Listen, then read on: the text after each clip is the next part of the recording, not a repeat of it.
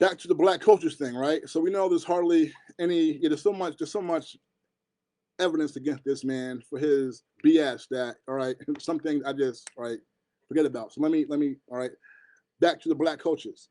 There's hardly any. Okay, 2 points I want to make, all right? Number one, a lot of black sports fans out there who are Deion apologists, who are rooting for Deion, they'll say, oh, like they're rooting for him because he's a black coach. And like I see these simple articles and people talk about how the reason why black fans are so excited about Colorado and Deion is because he's black, he's a black head coach and all this, right? Okay, well, if that's really the truth, most of y'all out there, all right, I'm sure plenty of y'all listening, y'all can't name me another black head coach in major college football. There's not many, but if that's the case, why aren't y'all backing all these other black head coaches in college football? All of them, right, are doing better than Deion, right? All right, they're showing that they can actually coach. They actually deserve to have a job. Like they actually worked their way up through coaching, okay, and got their jobs on their merit, okay, years of hard work, okay, as an assistant and doing everything else, okay. We're all you Deion Sanders fans and apologists, Coach Prime fans, like, can y'all even name me another black head coach in college football? As they say, oh wait, most of y'all can't. All right, so stop with the because he's black. I'm rooting for him. No, you're rooting for him because you buy into because you like him. He's a star. Like we all have liked him.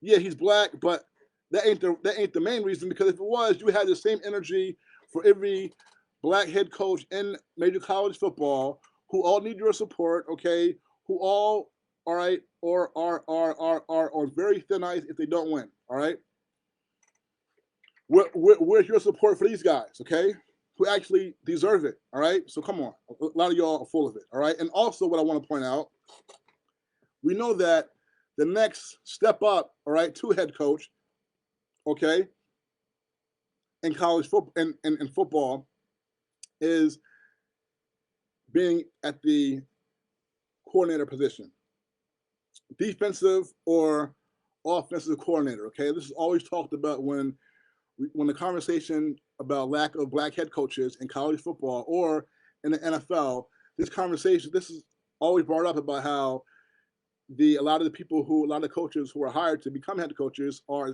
coordinators, and there's not a lot of black defensive or offensive coordinators, right? So here's Deion Sanders with this big prime position, all right, the biggest thing in the country, biggest thing in sports, okay? He's the head coach. Are either his offensive or defensive coordinator black?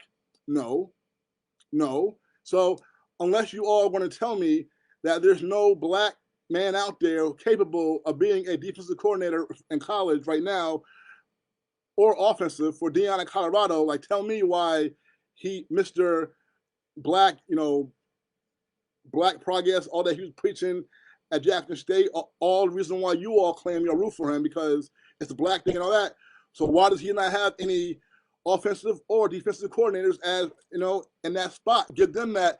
Give someone who deserves it. All right, a black coach who deserves it, a offensive coordinator spot or defensive. One of them, both. All right, can they get a chance, Deion? All right, with you on your staff.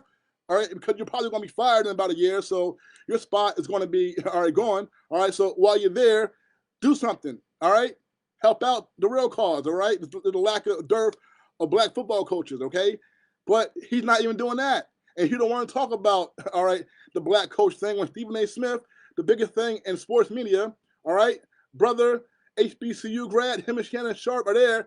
Deion don't even want to talk about it because he's too busy conning. All right, this whole thing is all ridiculous, man. Okay, now let's get to